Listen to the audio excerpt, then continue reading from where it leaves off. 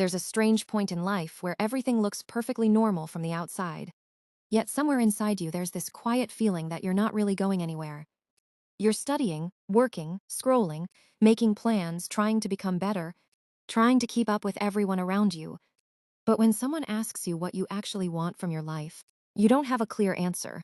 You want to be successful, independent, confident, maybe even extraordinary. But you don't know what you're building all of it for. And the scariest part is that you can spend years living this way without ever realizing it. Not because you're lazy, but because you've been living on autopilot, chasing goals you aren't even sure you care about, comparing your progress to people who are living completely different lives. If you've ever felt that way, this video is for you. We're going to figure out what actually matters to you. Understand the kind of woman you want to become. 1. Find yourself. Before you can build a life you actually want, you need to know what that life looks like. Because most of us were taught how to become successful before we were ever taught how to ask what success actually means to us. We were told what to study, what career to choose, what a good life should look like, what we should want by a certain age. So it's completely possible to spend years chasing a life that looks impressive from the outside, while quietly feeling disconnected from it on the inside. That's why finding your purpose doesn't begin with, what should I do with my life? What actually matters to me? Think about the things that naturally pull your attention. What are you curious about even when nobody is forcing you to learn it? What problems do you genuinely enjoy solving? What conversations could you have for hours? What experiences make you feel most like yourself? What kind of life would you choose if you weren't constantly comparing it to everyone else's? You don't need to discover one magical sentence that explains your entire existence. Purpose isn't necessarily one career, one passion, or one grand mission waiting somewhere for you to uncover. Sometimes purpose is built through the things you repeatedly choose to care about. You explore, you try things, you fail, you learn. You notice what gives you energy and what drains it, and slowly patterns begin to appear. So instead of desperately asking yourself, what is my purpose?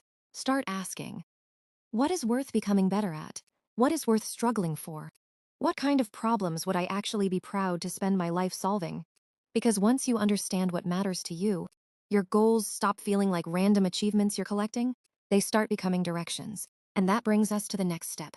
Becoming the woman who can actually live that life. 2. Become her. Now that you have a clearer idea of what matters to you, there's another question we need to answer. Who do you need to become to create that life? Because knowing what you want is only half of the equation. Imagine you want to become financially independent, build a successful career, create something of your own, or become exceptionally good at something you love. The goal isn't just to write it down and hope that one day you magically become that person. You need to start becoming her before the results arrive. And this is where identity becomes powerful. I want to be disciplined. What would a disciplined version of me do today? Instead of, I want to be confident, ask, how would I behave if I trusted myself? Instead of, I want to become successful, what would the woman building that success consistently do? When you keep a promise to yourself, you create evidence that you're someone who can be trusted. When you do something that scares you, you create evidence that fear doesn't automatically control your decisions. And that evidence matters. Confidence isn't something you have to wait for before you take action. A lot of the time, confidence is built because you took the action. So don't obsess over becoming a completely different person overnight. Start collecting small pieces of evidence. One promise kept, one difficult task finished, one uncomfortable conversation, 1 hour spent learning something that matters to your future, one decision where you choose your long-term life over your short-term comfort. That's how your identity starts changing. And eventually the question stops being, can I become her? You already have proof that you are becoming her. Now we have to make sure your actual life supports that identity.